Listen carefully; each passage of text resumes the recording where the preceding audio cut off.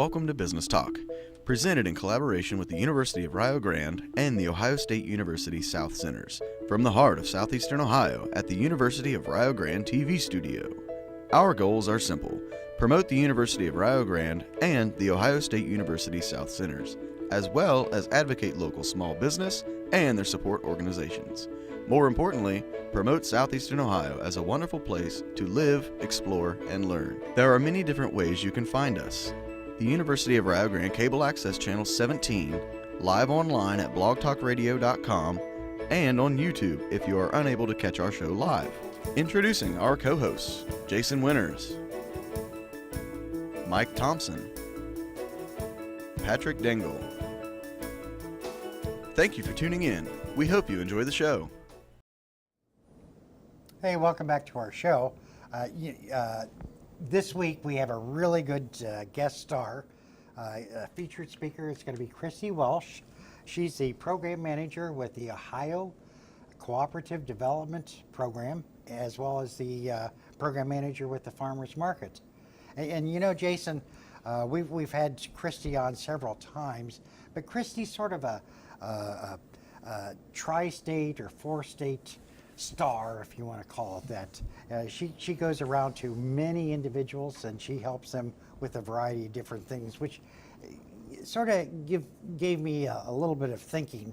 You know, we've enjoyed a collaboration for the last 5+ years, and a collaboration is where we have Mike Thompson in the back. Mike is the production manager, and we have Luke Lawrence, who's a assistant production manager. We have you, who's the chair, and myself, that's a business development. And so all of us sort of come together, and we each share in our talents. And we are also dependent upon each other. Wouldn't you say, Jason?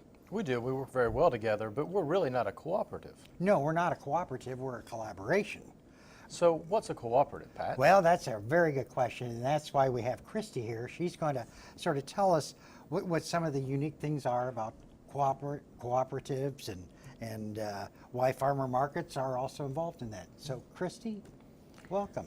Well, thank you, Patrick. Jason, it's good to see you both again today, and I'm happy to be here today. And I did want to share a little bit about cooperatives with the audience. So, appreciate the time again. And so a cooperative is a legal structure of business. And so many times when we think about businesses, we think about sole proprietors, where, you know, the individual and the business are really one legal entity and the only person involved. We think about corporations that have shareholders. A cooperative is another form of a legal structure for business that typically comes together to do something better as a group than they can do individually. And so that's really kind of one of the guiding principles for cooperative. What can we do better as a group than we can do on our own individually? And that's really the impetus for what starts people looking at the cooperative business model. So when we're involved with a co-op and we become legal, then we have a responsibility for taxes. And we have Absolutely. And we have a responsibility to make sure that each member gets their fair share. That is correct, Patrick. Very good. And that is one of the things that, again, sets the cooperative apart. Typically, when you have a corporation that's doing business, they're really looking at the benefit to their shareholders or investors in that corporation. Yes, they sell a product or service, but it ultimately comes down, where do the profits for that corporation go? And typically that's to the shareholders. And so with a cooperative, typically those shareholders are the member owners of that cooperative. And so what that means is the cooperative actually performs a service or develops a product for its member owners. So any financial benefits then are returned to those member owners through the cooperative. So let's give an example for all of our listeners of a cooperative that they may be familiar with. I know personally, I send a check to one every month in the form of my utility bills. That's correct. I use Buckeye Rural Electric, and they are a member-owned cooperative. So kind of walk through, using Buckeye Rural as an example, who are the owners of that business and who's running the business, and why do I get a check every once in a while in the mail from them for my refund? That is a great example, Jason. And so when we stop and think about cooperatives, one of the reasons they originally came to be was to provide utility service in rural areas. And so when you had a large area that you needed to cover with whether it's power lines or water lines or whatever that might be, that takes a large amount of capital investment to get that infrastructure in place. And so the cooperative came into play where the rural electric utility users, like you with your electric with Buckeye Rural, are actually a member owner of that cooperative. And so what that cooperative exists for is to provide that service, the electric service, to you as a member owner. And cooperatives try to function basically at cost, so that any profits generated by that cooperative can be retained to reinvest and grow the business, but they can also then be returned to you as a member owner of that cooperative. And that's why you get a check in the mail every once in a while, what they call a patronage or patronage refund. So what that means is the cooperative had a profitable year or years, and so since you're a member owner of that cooperative, that benefit comes back to you as opposed to a shareholder of a large corporation where those shareholders don't necessarily associate with that corporation. They really invest in that corporation to generate a profit for themselves. Now, are the laws to organize a cooperation or a cooperative, are they the same in every state?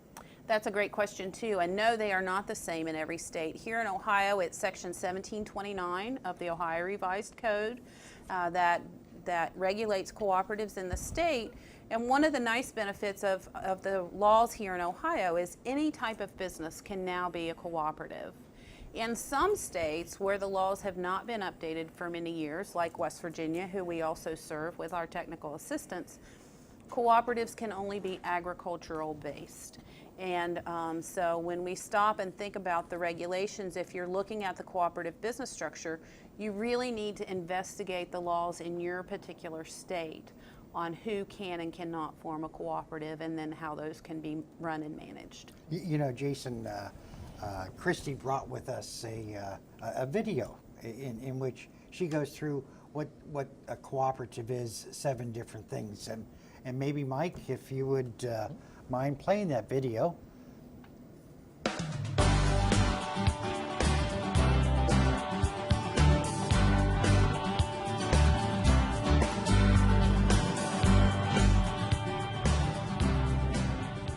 Hello, I'm Christy Welch with the Ohio Cooperative Development Center at the Ohio State University South Centers. Cooperatives have been in the news over the last several years, so I thought I'd share some information today about what a cooperative is. A cooperative is a legal structure for businesses, but there are 7 guiding principles that most cooperatives function by, and I'm going to share those 7 principles with you today. Number 1, voluntary and open membership. Cooperatives are owned by the members and function for the benefit of their members. Number 2, democratic control.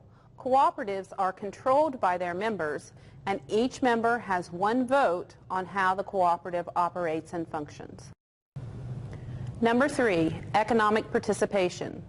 As previously mentioned, members benefit from the function of the cooperative, and this includes financial benefit when the cooperative generates profits. It also means that members invest in the cooperative to help the cooperative raise capital. Number 4, cooperatives are independent and autonomous, meaning that the member owners of the cooperative determine how the cooperative functions and what the decision-making process is for that cooperative. Number 5, education and training. Cooperatives routinely invest in educating and training their members on how the cooperative functions. This is to ensure that the principles of cooperatives are employed by all in the cooperative. Number 6 is cooperation among cooperatives. Because cooperatives share these 7 basic principles, they recognize the benefit of doing business with each other. Therefore, cooperatives routinely do business with other cooperatives. Number 7 is concern for community. Cooperatives recognize that when they benefit by doing business to benefit their members, they can also benefit the communities in which they are located. Here at the Ohio Cooperative Development Center, we can provide technical assistance to those individuals that are exploring the cooperative business model.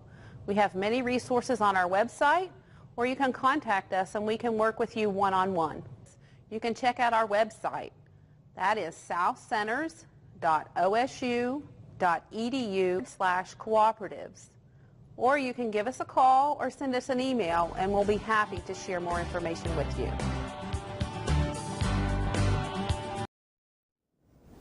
That was very good. Thank you. Christy, where is the Ohio Cooperative Development Center? Well, we are actually located at the Ohio State University South Centers in Piketon, Ohio, and you can find all that information on our website. And one of the things with our Cooperative Development Center is that we cover 2 state areas. So we cover all of Ohio and all of West Virginia with our program. Oh my, so you travel a little bit. We do travel quite a bit. Now there are other people involved with our center than just myself, but I do spend a lot of time on the road working with clients. Well, in those travels, tell us about some of the different types of cooperatives that you deal with. Great. Well, as I mentioned earlier, in Ohio with our regulations, any type of a business can be a cooperative. And most recently in the last couple years with the interest in local foods by consumers, many of the cooperatives that we are working with are centered around local foods. And so we look to farmers markets are a great example of cooperatives. Some of the farmers markets here in Ohio are structured as cooperatives, and one of the reasons that that's important, and one of the things that's unique about a cooperative is, again, because they function for the benefit of their members, they are actually controlled by their members. And so when you form a cooperative, again, to do something better as a group than you can do individually, you actually elect a board of directors.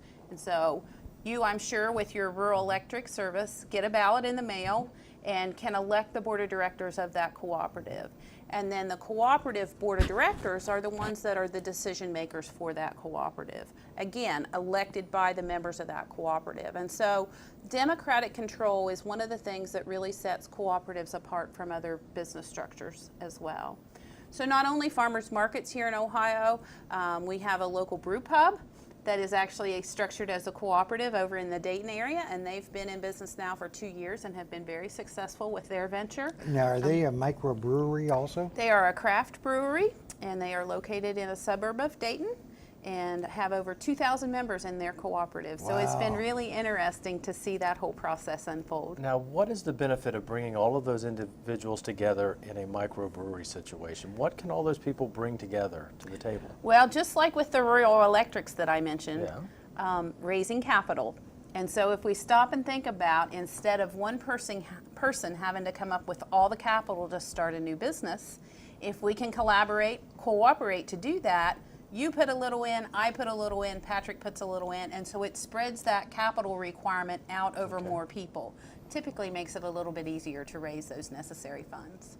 Also, I would think that there would be some kind of approach you could use with a concerted effort. You know, if you go to your legislative body and you have one individual that goes there, you'll be heard once. Mm-hmm. But if you have, 30, 40 individuals behind you, you would stand to impress what your needs are a little bit easier. That's a really good point, Patrick. The other, we have another cooperative here in the state. It's called the Farmers Market Management Network, and they basically function as a state association for farmers markets. And so they are actually structured as a not-for-profit cooperative, and they really came together to provide education and training to farmers market managers and vendors. That was kind of their first thing.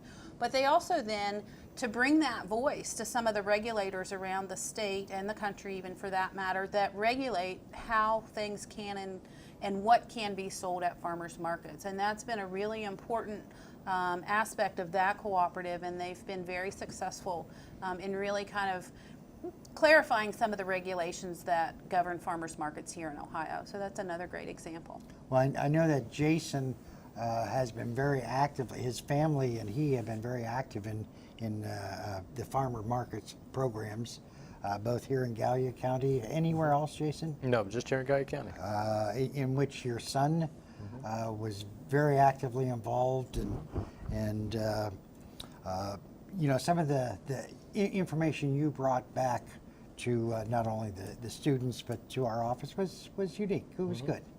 And I think, Christy, you had a hand in helping to start that in Gallipolis, or you were one of the initial motivators. I have provided technical assistance to the Gallia County Farmers Market, sure have, and have worked with them over a number of years.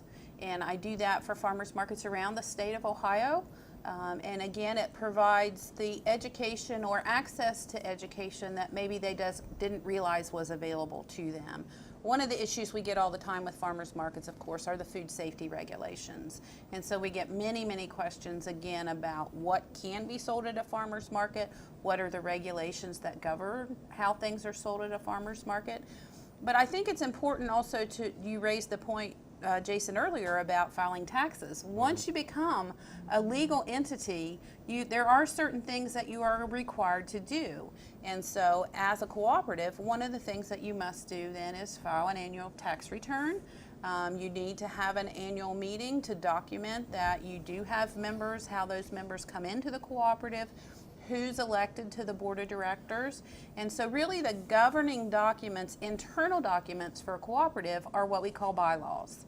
And that's one thing that our Cooperative Development Center works a lot with clients in, helping them really try to get some of those bylaws down on paper. Because if you go to an attorney and say, create bylaws for us, they're going to have to spend a large amount of time, and we know that attorneys' fees can add very quickly. With our Cooperative Development Center, we can begin the draft of those bylaws with you. We have some resources on our website that can help you with that. We get a pretty good draft together, and then you can take that to your attorney and say, please see if these are right and is there adjustments that need to be made. And that can really save quite a bit of money for those new and emerging cooperatives. That is an important key feature. Getting back with, wouldn't it be neat? And I know that you have a family farm. Your husband Al and you, strawberries and raspberries and different things. And Jason, you have grown a number of different vegetables or produce or things of that nature. But you also have goats. And goats can possibly bring about milk and then cheese. And the reason I'm bringing this up, Wanda and I were in Quebec a couple years ago, and they had a large farmers market. And you know what they were selling in addition to all the different products? Wine. They have up in Canada, they allow wine to be considered part of that. So we found that of great interest. There are some states in the country that also allow wine sales at their farmers markets. Really? And actually here in Ohio, there's a special permit that you could get to sell wine at your farmers markets. We would really like to see some legislation change so that it's a little bit easier for wineries to sell their product through farmers markets. And so that's one of the things that the Farmers Market Management Network is looking into. But again, when it comes to what can and can't be sold with farmers markets here in Ohio, we get many, many questions about that, and that's where we can provide some assistance and just clarification. But I wanted to go back to, Jason, you mentioned a thing earlier about what types of businesses here in Ohio can be cooperatives. And as I mentioned, many of them are centered around local foods. But when you talk about goats, we actually worked with a group several years ago, the Cooperative Development Center, about was there an opportunity to form a cooperative to market meat goats? And so any type of business here in Ohio can look at the cooperative business model. The key, again, is what can we do better as a group than we can do individually? Because of that democratic control, members have to understand that their decision-making process is going to benefit the cooperative and not necessarily them individually.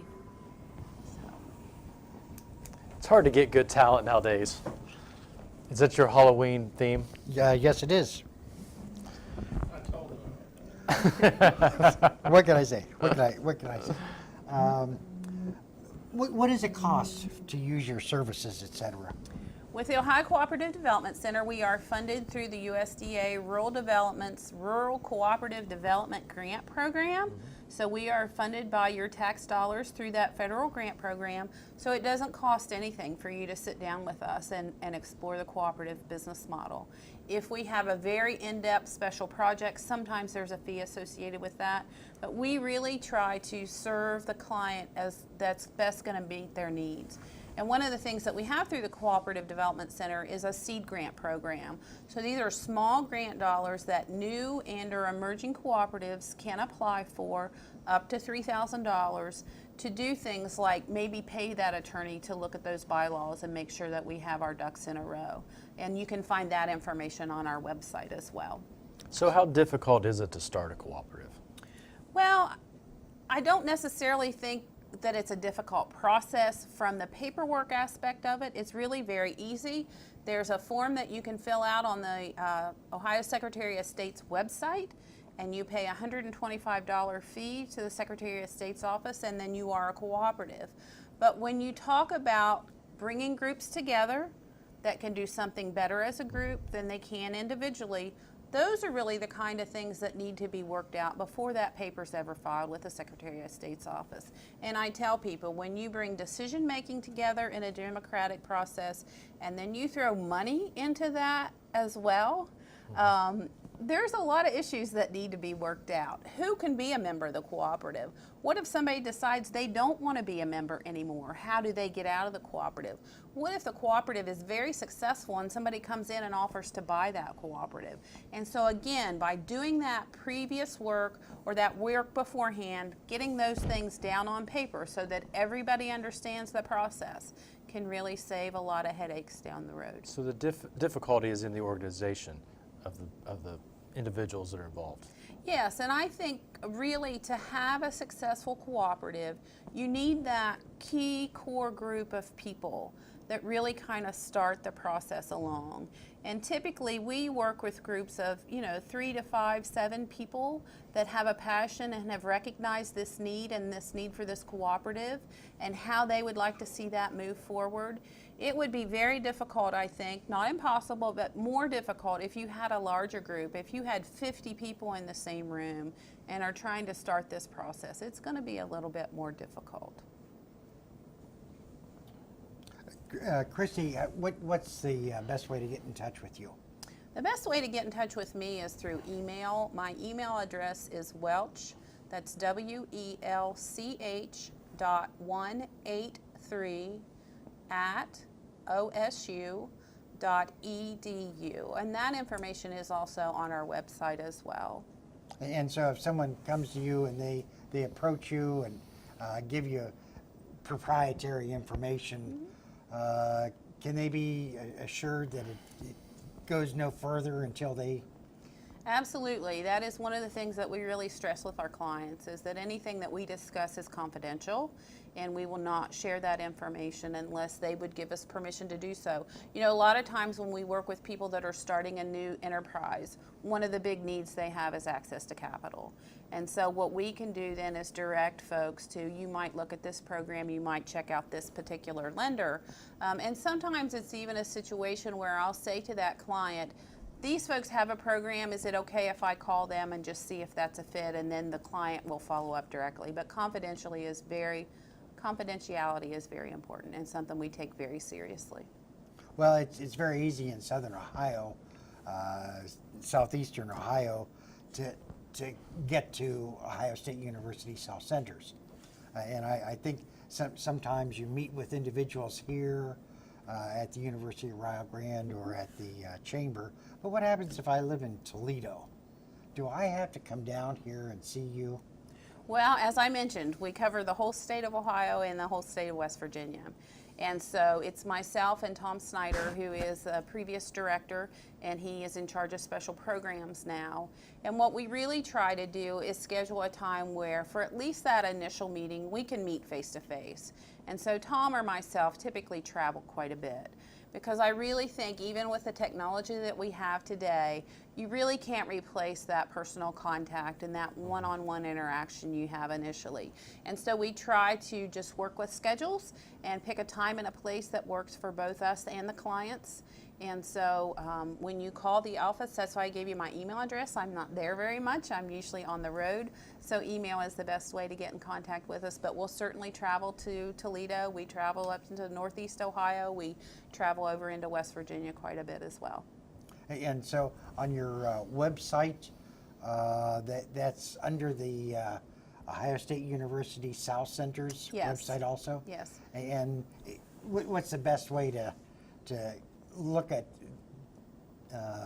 information on the website? If you go to our website, just southcenters.osu.edu, and it was in the video that you saw previously, /cooperatives.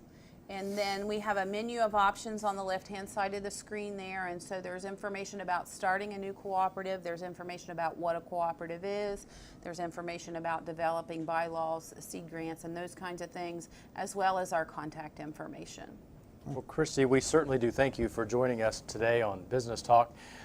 Pat, just for the next couple minutes, maybe you can tell some of our listeners what they can look forward to within the next couple of months on Business Talk. Well, we're planning to.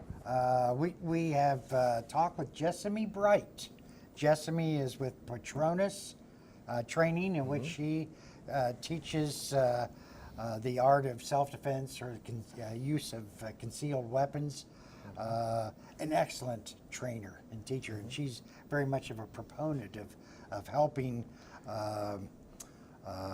women, especially women, to be safe. And then one of your clients in the business world is coming on our show. That is Sheridan Clagg. Sheridan is going to be during the Thanksgiving, the day right before Thanksgiving. She's willing to come on the show and share some tips on keeping your home place safe. We also have some commitments from Portsmouth Pizzeria. Yes. They're coming on, and I've had some of their pizza, and as you can see, I love pizza. And this is a lunch show, so they are going to supply us with. You better believe it. Okay.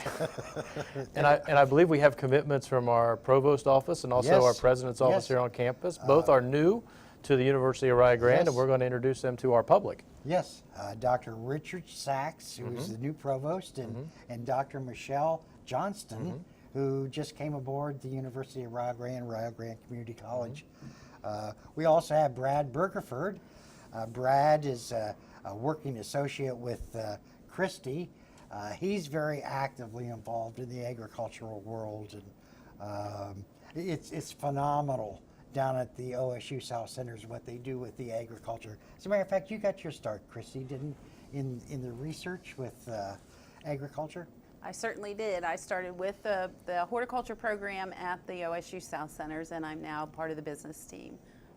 Well, between all of you, who knows, maybe I will be willing to plant something and watch it harvest and then go to the farmer's market and sell my ear of corn. You never know. You know, you guys are helping me to become a farmer. Well, Christy, we're down to just about our last minute or two. Is there anything else you would like to leave us with as far as cooperatives go? Well, I just think that people really need to explore that opportunity because it really is helping new businesses get started here in Ohio and West Virginia. So if you'd like to learn more, please don't hesitate to give us a call or shoot us an email, and we're happy to share more information about cooperatives. Well, once again, I thank you for joining us on Business Talk today. And Jason, who knows? Maybe we ought to look at our collaboration. That was a question I was going to ask you, Christy. Are cooperatives nonprofit or for-profit? Cooperatives can be structured either way, and so it really depends on what the mission of that cooperative is would help determine that. Okay, so who knows? With your understanding and knowledge and willingness and passion to run things smoothly as a business program, etc., who knows? Maybe we could be for-profit, and when we go out to lunch, maybe we'll let the cooperative pay for our lunch meal. You never know. It's always good to have dreams and aspirations. That's right. Again, Christy, thank you very much, and we hope that you will come back. Some exciting things are happening down at Ohio State University South Centers, and we are always looking forward to see how our partners are working together. I'm getting the high sign from Mike. I think we have just enough time to say, I'm Patrick. I'm Jason. And I'm Christy Welch. Thank you for listening.